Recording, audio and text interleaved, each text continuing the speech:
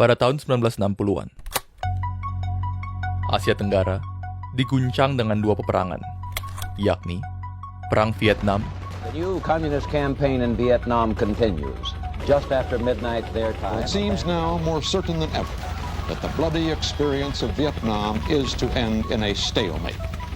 Dan yang jarang diketahui oleh dunia, perang antara Indonesia dan Malaysia, atau sering disebut sebagai konfrontasi. President Sukarno's military campaign against Malaysia began 1 year ago.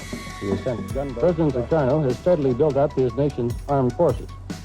Once British troops are committed, their support involves a good deal more than the odd helicopter dropping rations. The Australians, too, have come north to watch the coast and the intentions of Indonesia. Kedua negara memiliki alasan untuk mencurigai satu sama lain. Namun, pada tahun 1963, Indonesia mengumumkan untuk menyerang terlebih dahulu.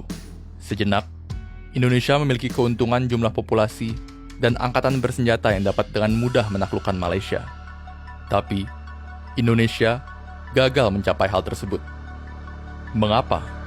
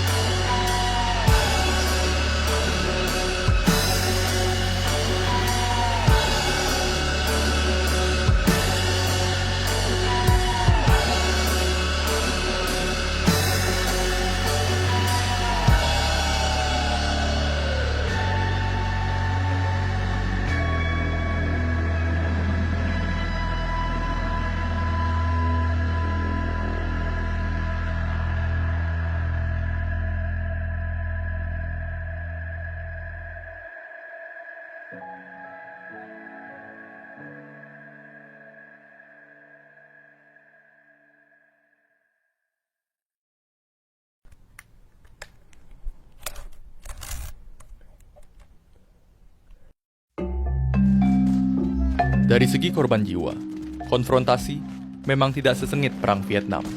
Namun, hasil dari konflik tersebut akan sangat menentukan arah dari Perang Dingin. Indonesia serta Malaysia terletak di rute perdagangan penting, yakni di Selat Malaka dan Selat Sunda. Dan tidak seperti Vietnam, konfrontasi terjadi lebih dekat dengan negara persemakmuran, yakni Australia serta Selandia Baru. Faktor geografis ini menjadi bahan pertimbangan bagi Inggris serta AS untuk mewaspadai nasib kedua negara Asia Tenggara tersebut.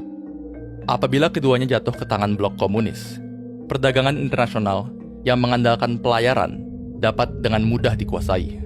Atau, lebih parahnya lagi, negara persemakmuran lain dapat menjadi target empuk di kedepannya. Sementara itu, Indonesia justru khawatir bahwa posisi yang strategis ini malah menjadikan dirinya sebagai target dari imperialisme. Dalam hal ini, Malaysia bisa saja menjadi kaki tangan dunia barat yang hendak memecah belah Indonesia. Di tahun 1950-an, misalnya, Indonesia tengah melawan pemberontakan Pemerintahan Revolusioner Republik Indonesia atau PRRI di Sumatera. Alih-alih membantu Indonesia, Malaysia malahan menampung beberapa pemberontak PRRI di negaranya. Lebih parah lagi, sekutu Malaysia, Inggris, secara aktif mendukung pemberontakan ini. Dengan pengalaman-pengalaman seperti ini, pemersatuan Malaysia dengan Sabah dan Sarawak ditolak sekuat mungkin oleh Indonesia. Ketika konfrontasi dikumandangkan pada tahun 1963, Indonesia baru saja merebut Irian Barat dari tangan Belanda. Tentunya, pengalaman bertempur ini seharusnya menjadikan konfrontasi sesuatu yang mudah. Namun, ada satu masalah genting.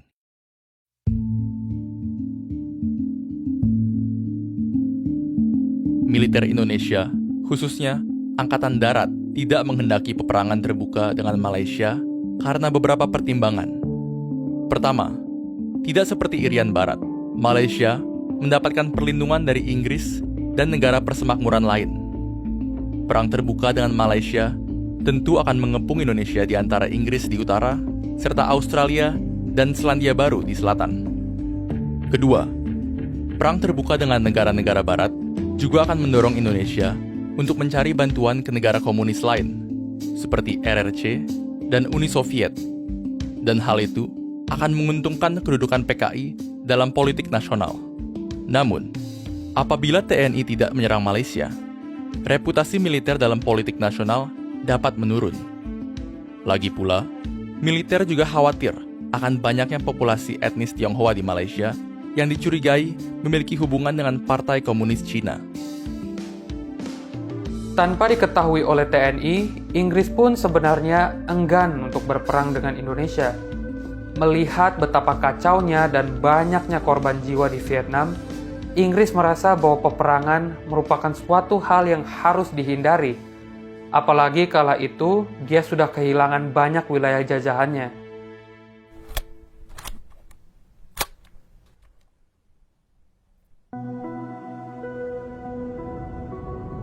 Tanpa disadari oleh kedua pihak, militer Indonesia dan pemerintahan Inggris sebenarnya memiliki rencana yang sama.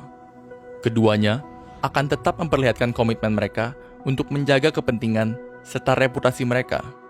Namun, di saat yang sama, menghindari peperangan terbuka. Inggris hanya akan berfokus untuk mempertahankan wilayah Malaysia, sementara Indonesia akan menjaga intensitas serangan seminimum mungkin. Militer Indonesia juga melibatkan banyak milisi dan pasukan sukarela untuk mengurangi keterlibatan militer Indonesia. Salah satu dari milisi bentukan Indonesia adalah pasukan gerilya rakyat Sarawak atau PGRS dan pasukan rakyat Kalimantan Utara atau Paraku yang didominasi oleh etnis Tionghoa di Kalimantan.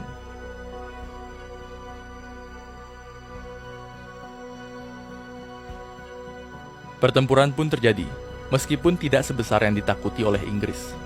Indonesia memiliki beberapa cara untuk menyerang Malaysia.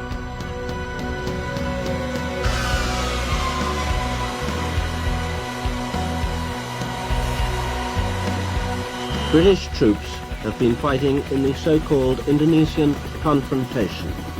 Indonesia's object is to overthrow the newly independent nation of Malaysia. She's using the classic methods of border infiltration and then subversion beyond.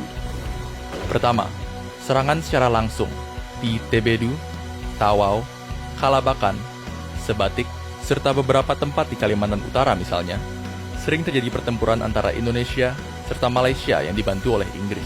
Day and night, sentries are watching the Indonesian bank of a river from a secret observation post. Somewhere on the other side are rumored to be at least 500 well-armed troops. Namun, cara serangan secara langsung ini pun memiliki hambatan yang signifikan. Kalimantan yang dipenuhi dengan hutan yang masih lebat dan pembangunan yang masih terpusat jauh di Jawa sangat menghambat logistik dan persenjataan bagi pasukan di lapangan. Of a border which stretches for 1,000 jungle miles. Because of the closeness and the denseness of the jungle, which you feel is all round you, visibility is very seldom more than about 10 or 20 yards in the jungle. Lebih parah lagi, tidak ada peta yang mumpuni akan area operasi. Salah satu anggota TNI bahkan mengatakan bahwa satu-satunya peta Kalimantan yang diberikan bagi mereka hanyalah gambar yang disobek dari buku pelajaran sekolahan. Karena sering menghadapi kegagalan, Indonesia pun mencoba taktik lain, sabotase dan pengeboman.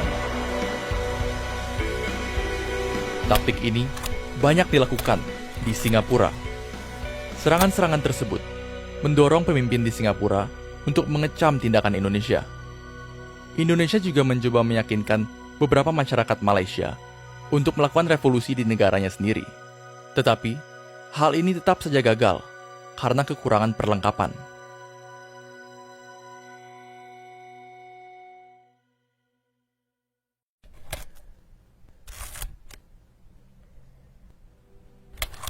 Pada tahun 1965, Singapura dikeluarkan dari Federasi Malaysia, yang berarti rencana untuk menggagalkan pembentukan Malaysia mulai membuahkan hasil. You see, the whole of my adult life,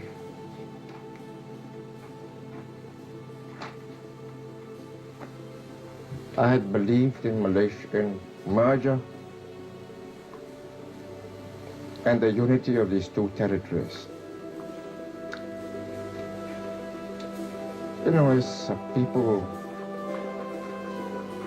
connected by geography, economics, and ties of kinship.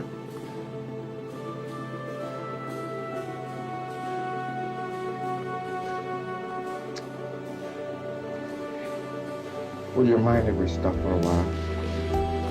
Namun, Presiden Soekarno tetap tidak berhasil memenuhi ambisinya untuk mengganyang Malaysia. Telah terjadi percobaan kudeta di Indonesia, dan dengan demikian, seluruh prioritas pemerintahan dialihkan ke dalam negeri. Meski kudeta ini digagalkan, kekuasaan Presiden Soekarno berkurang sangat signifikan sebelum akhirnya digantikan dengan Presiden Soeharto. Presiden Soeharto mengambil langkah yang berbeda daripada Soekarno. Dia berdamai dengan Malaysia dan berupaya mengakhiri konfrontasi. Dan pada tanggal 11 Agustus 1966, Indonesia dan Malaysia resmi berdamai. Periode konfrontasi pun berakhir.